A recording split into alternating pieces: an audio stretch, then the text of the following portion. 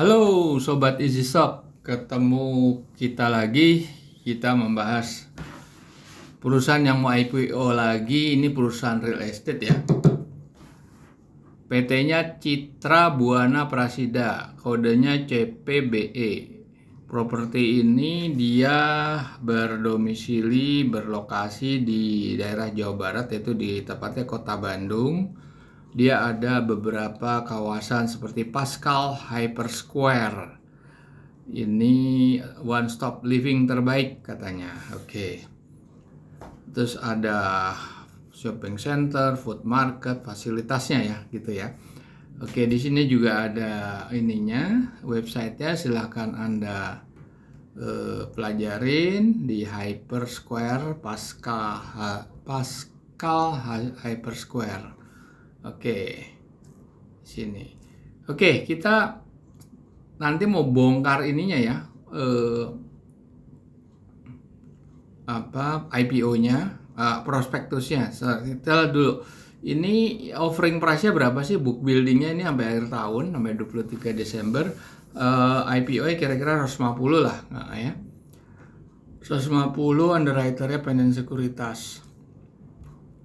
Oke. Nah, kita akan menghitung dengan metode fundamental karena nggak ada lagi. Kalau perusahaan IPO harus metode fundamental dan murni kuantitatif ya. Apa yang disajikan di dalam prospektus, yaitu laporan keuangan audited atau non-audited. Jadi kita akan munculkan perhitungan dua periode. Satu periode yang sudah 1 tahun, yaitu yang berakhir 31 Desember 2021. Dan posisi yang terakhir itu kalau nggak salah ini di update-nya semester 1 2022. Nah, kita akan menggunakan metodenya Benjamin Graham dengan bukunya Security Analysis dan The Intelligent Investor. 2 buku pegangannya Warren Buffett untuk menghitung nilai wajar saham. Sekarang sudah ada aplikasinya, Anda bisa menghitung sendiri. Itu namanya Easy Stock. Bisa di runningnya hanya di Android mobile ya. Untuk saat ini kita masih under maintenance, tapi kalau Anda mau menggunakan ini silahkan request link, nanti kita bukakan link, kita bagikan link.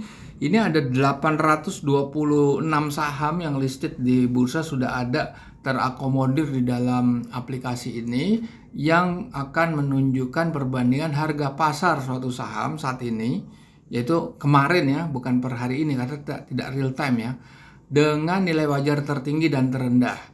Nah, di situ juga ada fasilitas untuk menghitung nilai wajar IPO. Di situ menunya adalah True Value IPO. Oke, untuk memperdalam pelajarannya Benjamin Graham ada 2 buku ebook summary dalam bahasa Indonesia, yaitu Intelligent Investor dan Common Stock and Uncommon Profit. Silakan cari di Tokopedia, Gramedia.com dan Google Playbook. Oke. Kita sekarang mau buka ini ya, prospektus. Oke. Pertama yang harus kita lihat itu adalah berapa jumlah saham yang beredar. Oke. Outstanding share-nya berapa? Nah, kita lihat di sini. Kita lihat di sini, bukan ini, masih di atas ini ya. Oke. Sebelum saham itu dijual ke publik, itu ada 1.085.000.000. Setelah dilempar ke publik, itu sahamnya menjadi 1.356.250.250.000 ya. Artinya ada yang dilempar ke publik adalah 27 juta sekian. Waduh, cuma 2% ya. Oh enggak, sorry. Bukan. Yang dilempar adalah 244 juta itu ke publik dan ke karyawan internal, yaitu employee stock option atau ESOP ya, employee stock option program, itu 27 juta sekian. Jadi totalnya yang dilepas 20%. Ini bukan jumlah saham yang banyak ya, karena controlling share-nya itu masih ada secara dominan ada di tangan founder, yaitu 80%. Oke. Jadi potensi untuk saham ini istilahnya digoreng ya, itu masih tinggi gitu. Oke, kita lihat sekarang laporan auditednya ya. Laporan auditednya kita mulai lihat dari neraca ya. Di situ ada neraca net current asset yang kita mau cari, yaitu kita lihat cuma jumlah aset lancar. Jumlah aset lancar itu di situ ada komponen biaya dibayar di muka, uang muka, dan pajak dibayar di muka. Itu harus kita keluarkan supaya kita dapat netnya. Nah, untuk periode setahunnya, untuk tahun lalu itu sama juga, itu yang harus dibuang yang itu. Nah, kemudian kita lihat utang jangka pendek, jangka panjang, dan kemudian kita lihat sisi profit and loss. Di profit and loss yang kita fokus adalah laba setelah pajak. Oke, di situ terus kita lihat ada nggak dividen. Dividen ternyata ada dividen tuh. Dividen ada nih 1,1 miliar dan 6 miliar ya. Dia ternyata bayar dividen nih. Jarang-jarang bayar dividen. Oke, di sini untuk kemudian kita lihat capital expenditure. Capital expenditure nih ada, kita lihat 2 miliar di 30 Juni dan 31 Desember 76 juta. Nah, ada kita lihat, kita sekarang cari penyusutannya nih. Penyusutannya di mana nih? Oke. Nah, ini penambahannya kan segitu tadi ya. Penyusutannya 314 juta untuk 2022 semester 1, dan penyusutan untuk laporan tahunan tahun kemarin adalah 429. Nah, ini belum cukup juga, kita cari detail daripada P&L-nya.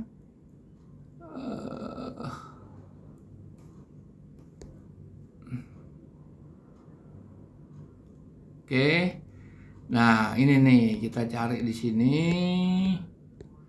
Beban nah, kita cocokkan bisa nih penyusutan aktiva tetap, penyusutan aset hak guna. Kita lihat, kita bandingkan. Biasanya kita cari yang paling konservatif, yang paling besar gitu.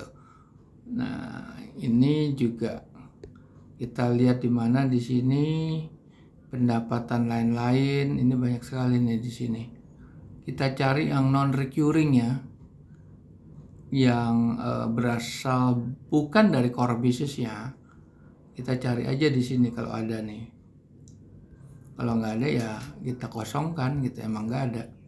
Oke, jadi dari situ kita akan menggunakan aplikasi Easy Stock. Nah, itu ada True Value IPO ya. Saya mau running ini aja, mau running kita running video aja. CPBP, kita mau lihat tahun lalunya aja ya. Kita lihat, kita lihat tahun lalu full year-nya berapa. Oke, kita lihat seperti ini. Kita isi nama perusahaan, posisinya di mana. Ini kan karena tahun lalu 12 bulan, kita nggak perlu setahunkan atau 12 bulankan. Kita isi government bond. Government bond itu Anda bisa lihat di CNBC, Bloomberg, atau di Bank Indonesia. Itu adalah ukuran dari investor global untuk masuk ke Indonesia, yaitu surat utang negara tenornya 10 tahun. Yieldnya yang kita lihat. Oke, kita isi semuanya. Nah, itu CAPEX, OPEX, depreciation itu kita ada penggabungan dari penyusutan, belanja modal, dan biaya dan pendapatan non operasional yang non recurring, yang bukan berasal dari core business-nya, seperti dia jual aset, dia jual mobil. Ini kan dia bukan bisnis jual aset, dia jualnya jual real estate gitu. Oke, kita kita lihat utang jangka pendek, saham beredar, dividen juga ada kita masukkan. Jadi di sini yang faktor internalnya jelas clear ya. Faktor eksternalnya itu sebetulnya hanya SUN, surat utang negara, yield, government bond namanya. Kalau average revenue growth itu bisa Anda asumsikan average daripada sales 3-4 tahun terakhir atau average dari industri real estate di Indonesia dan lain sebagainya. Nah, kita lihat di sini. Ini ternyata tahun lalu bagus nih 552 nih. 552. Nah, oke kan? Bagus nih. Sorry ya. Ini 552 bener. Sekarang kita lihat tahun ini ya, saudara ya. Nah, CPBP itu 552 sedangkan harga 150 ya. Bagus itu. 552. Oke, kita lihat growth-nya di 3%, government-nya 6,994.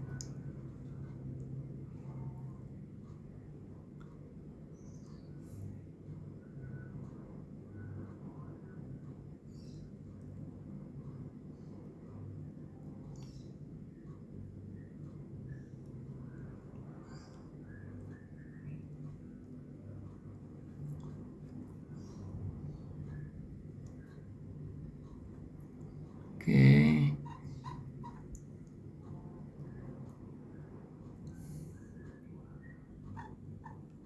Utang jangka panjangnya 35. Sorry, yang tadi itu tahun lalu ya. Yang tadi full year-nya, berarti full year-nya tuh bagus. Kita lihat tahun ini. Tahun ini posisinya seperti apa? Masih bagus nggak?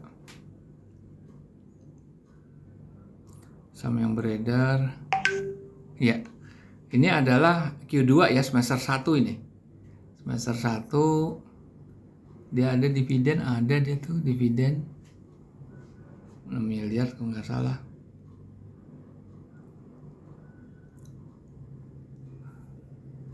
Oke. Kok belum running nih? 6 miliar ya. Oke, kita curi. Oke, kita klik yang hijau ya, check mark 158. Jadi sebetulnya para pemirsa ini ada penurunan daripada ini ya, penurunan daripada performance daripada emiten Citra Buana. Dia tahun lalu itu valuasi bisa sampai 500 tadi, kalau nggak salah di 500 ya, 300 dengan 500. Tahun sekarang itu cuma sekitar 155 kalau nggak salah tadi ya. Tapi sebetulnya ini saham ini dijual bukan premium, tapi dijual dengan harga wajar.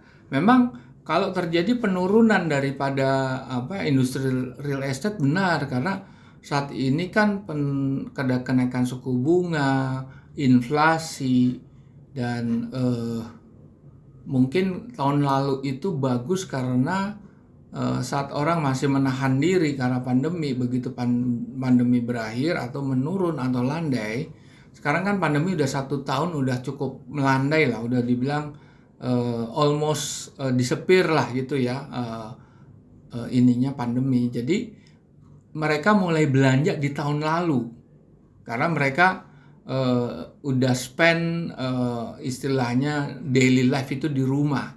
Begitu habis itu dia baru mau belanja. Maka real estate banyak yang laku setelah pasca pandemi, yaitu di tahun 2021. Makanya naik, dan ini turun di tahun ini karena ada faktor ekonomi gitu.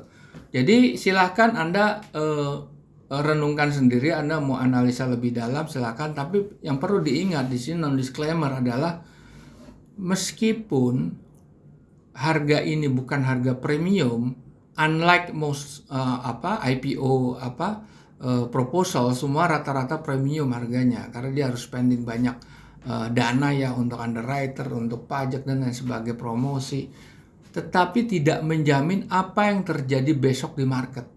Pada saat dia floating di market, itu nggak ada yang menjamin, karena itu masalah supply and demand, masalah psikologi market.